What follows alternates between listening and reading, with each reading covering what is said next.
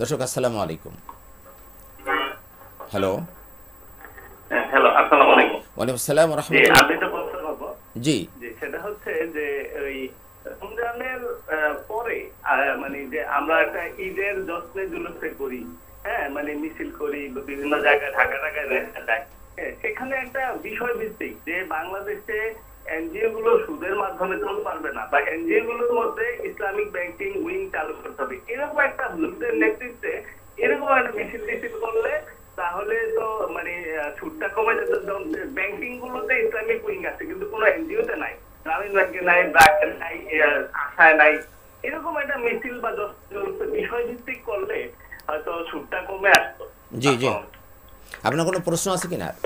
জি, পরামর্শ। ধন্যবাদ।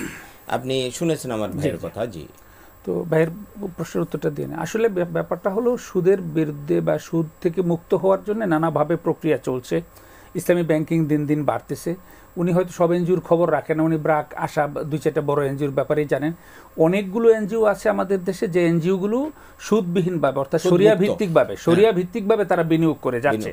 এবং বিভিন্ন ব্যাংকেরও এরকম কিন্তু মানে গ্রামীণ প্রোডাক্ট রয়েছে, গ্রামীণ প্রকল্প রয়েছে, সেগুলোতেও তারা ক্ষুদ্র বিনিয়োগের মাধ্যমে দেওয়া হচ্ছে।